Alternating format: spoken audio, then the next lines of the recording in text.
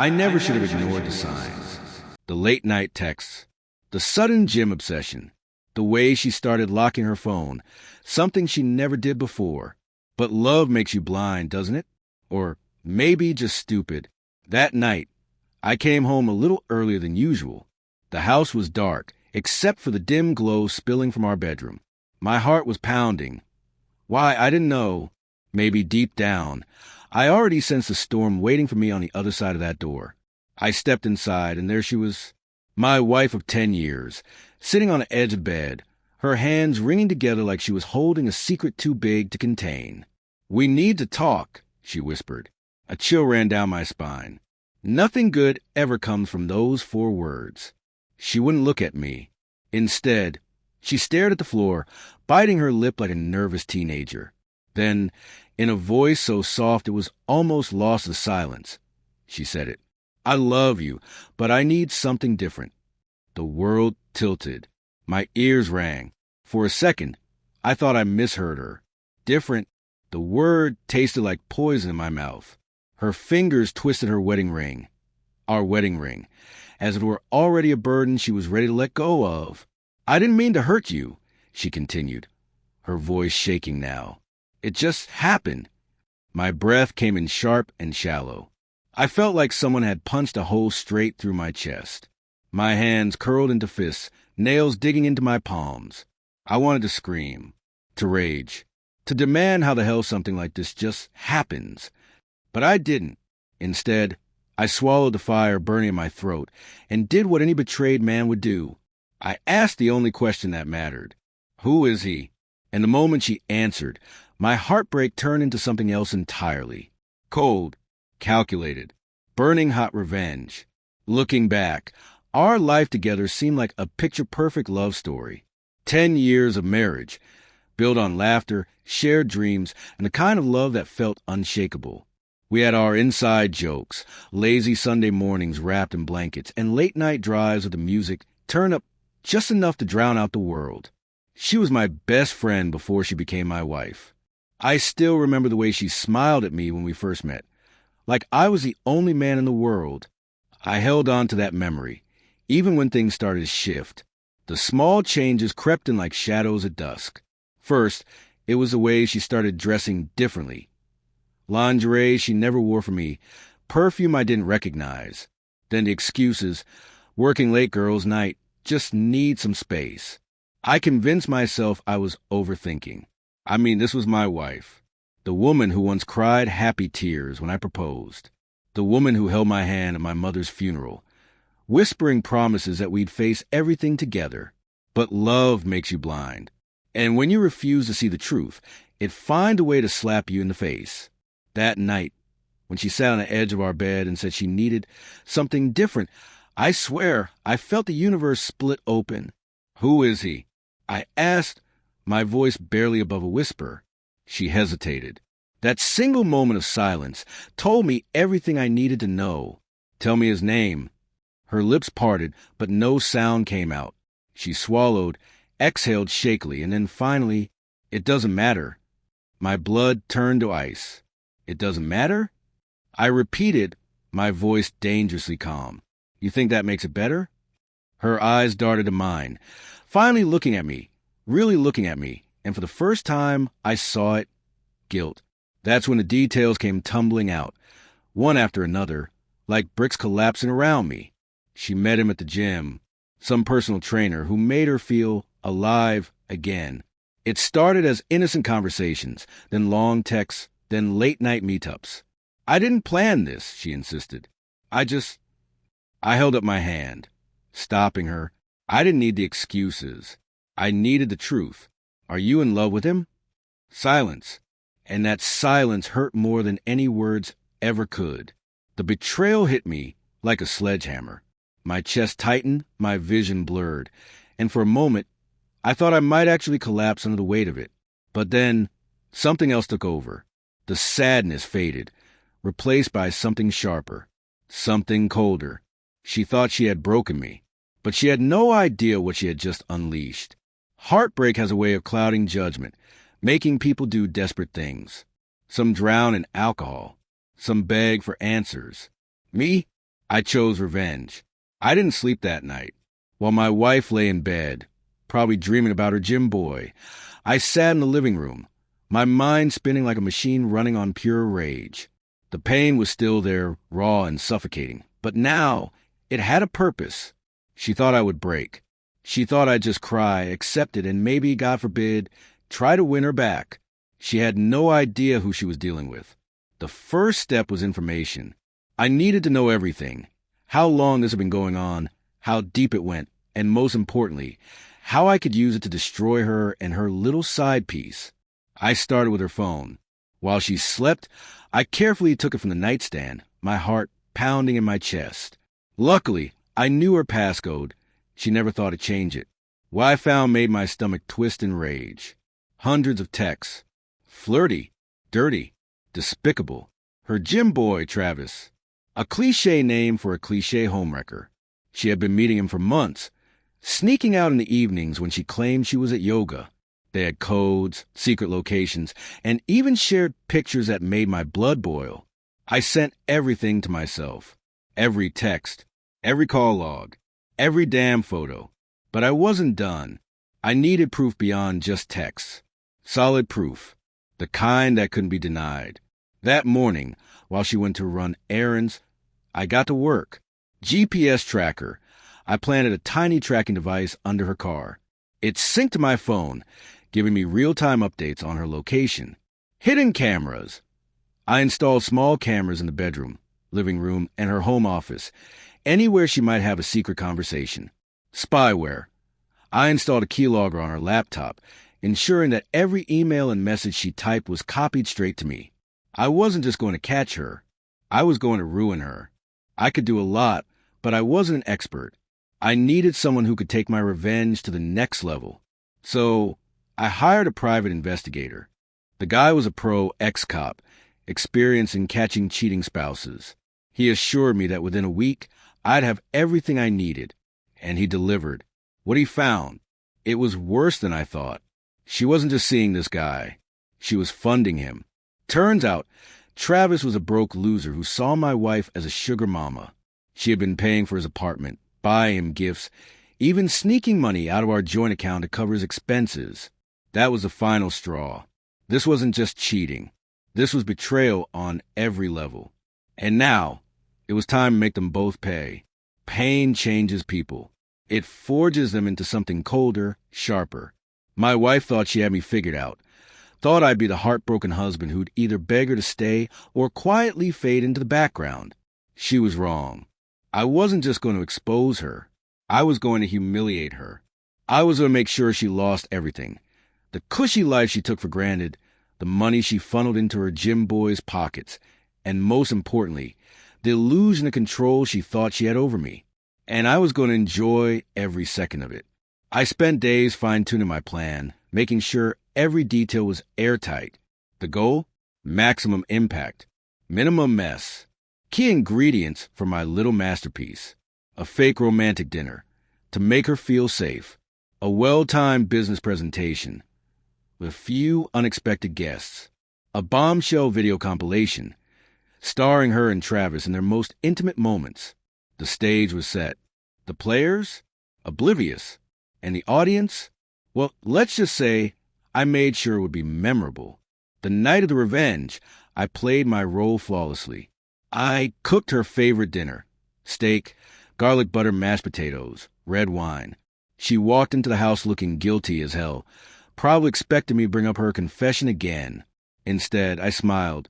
I've been thinking a lot, I told her, handing her a glass of wine. About us. About our future. Her eyes lit up, surprised but relieved. She thought I was weak, that I was going to fight for her. I actually have something special planned tonight. I continued, raising my glass. I want to celebrate what we had before we move forward. No secrets, no lies. Her smile wavered, but she clinked her glass against mine anyway. Oh, sweetheart, you should have known.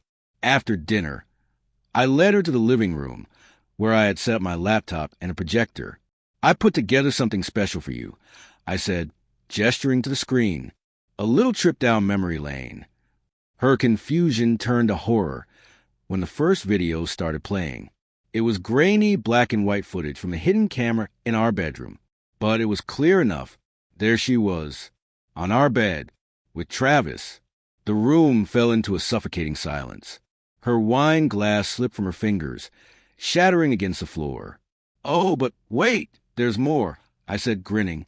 Clip after clip played, texts, emails, secret meetups at cheap motels.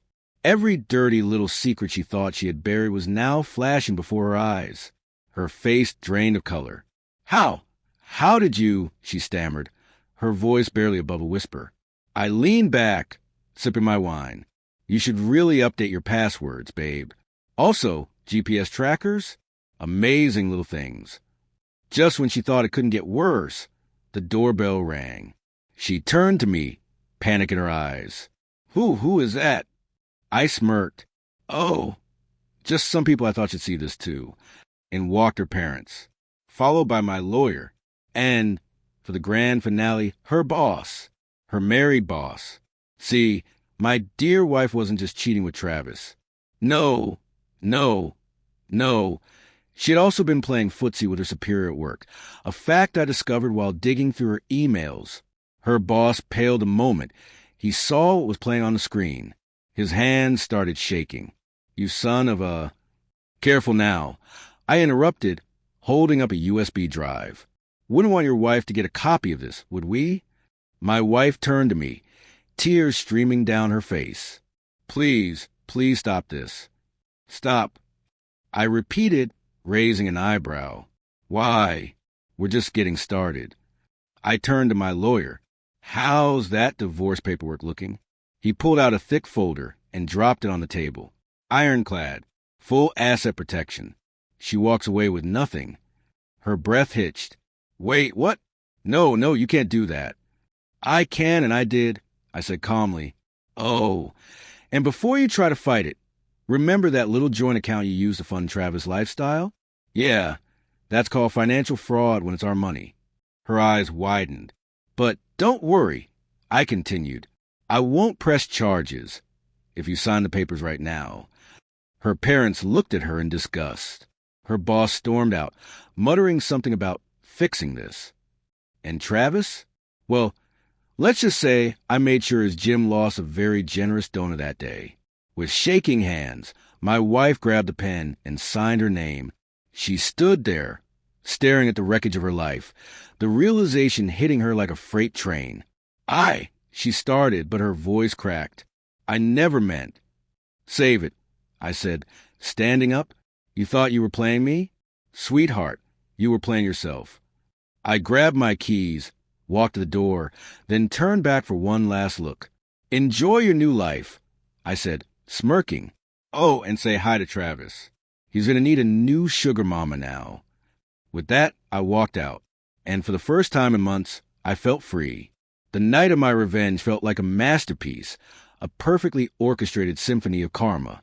But now, standing outside my own house, breathing the crisp night air, I felt nothing. Not sadness, not anger, just freedom. Behind me, I could still hear the chaos inside. Her father yelling, her mother sobbing, her boss scrambling to salvage what was left of his career. And my wife, she was breaking. Good. The next morning, I was at the house early, but not for reconciliation. No, I had one last thing to take care of. She was still there, curled up on the couch in her robe, eyes swollen from crying all night. Her hair was a mess, mascara streaked down her face, nothing like the woman who used to stand in front of the mirror for hours, perfecting herself for another man. She looked up at me, hopeful. "You came back," she whispered. I dropped the duffel bag at her feet. Inside, every last piece of her clothing, her shoes, her makeup, her sentimental little keepsakes. All of it. Her breath hitched. What is this?" I crouched down, leveling my gaze with hers. "You're leaving." She flinched like I had hit her. "Wait, what? No, please." "Oh, don't start." I cut her off, my voice void of any warmth. "You made your choice. And last night, that was me making mine." Tears welled up in her eyes. "I didn't mean for it to go this far. I was stupid. I was selfish. But I love you. I never stopped. I laughed, a cold, bitter sound. Love. I echoed. You don't even know what that word means. She grabbed my hand. Please, we can fix this. I'll go to therapy. I'll cut off Travis. Just tell me what to do. I yanked my hand away. You don't get it, do you? I reached into my pocket and pulled out my wedding ring, or rather, what was left of it. The gold band had been crushed, warped under the weight of a hammer. I tossed it onto the coffee table in front of her. That's what's left of us. She stared at it, then back at me, her lips trembling. No, please, don't do this. I was stupid, but I love you. I'll spend the rest of my life making this up to you. I stepped back, shaking my head. You already spent months proving to me exactly who you are. Her sobs grew louder, full of regret, but it was too late. I turned, walked to the door, and paused just long enough to deliver my final words. You thought you broke me, but all you did was set me free. Then, without looking back, I walked out. And this time, I was never coming back. Freedom. It tasted different than I expected. For months, I had been drowning, trapped in a marriage built on lies, in love with a woman who had long since stopped being mine. And yet, when I finally walked away, there was no rush of triumph, no overwhelming sense of victory. Just silence, a silence that, for the first time in a long time, felt peaceful. I spent the first few weeks alone, adjusting to the idea that my life was now mine again. No more wondering where she was late at night. No more second-guessing myself. No more betrayal hiding beneath fake smiles and empty I love yous. She tried to call me. She texted, begged, but I never answered. She sent long-winded emails, spilling apologies like they could somehow glue the broken pieces of our past back together. She promised she had changed, that she had learned her lesson, that she still loved me. Maybe she did. But love without loyalty is just a beautifully wrapped lie. And I was done unwrapping them. I kept tabs on her. Not because I wanted her back, but because I wanted to see the full consequences of what she had done. She lost her job. Turns out, when your boss is caught having an affair, and his wife finds out, heads roll. She tried to play the victim, but there was too much evidence stacked against her. The company let her go, citing unprofessional conduct. And suddenly, the cushy lifestyle she took for granted started to crumble. Travis? Gone. The moment her money dried up, so did his love. She tried reaching out to him, desperate to salvage what little she had left. But Jim Boy had already moved on to his next sugar mama. Poetic, isn't it? She betrayed me for a man who never even wanted her beyond what she could give him.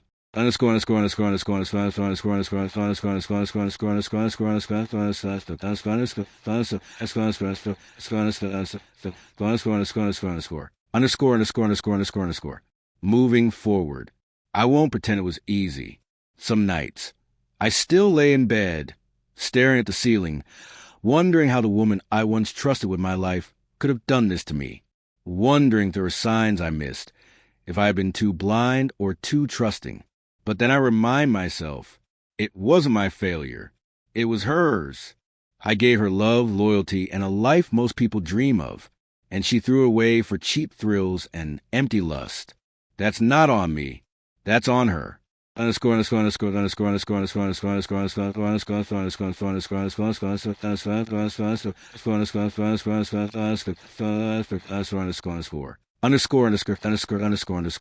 The last time I saw her, it happened by chance, months later, at a coffee shop I used to take her to. She was sitting by the window, staring at her phone, looking different, tired, worn, like someone who had lost everything and knew she had no one to blame but herself. For a brief moment, our eyes met. She hesitated, like she was about to get up and come to me, maybe try one last time to fix the unfixable. But I just gave her a small, knowing smirk, then turned and walked away. No words, no second chances, just closure. And in that moment I knew she thought she broke me, but all she really did was set me free.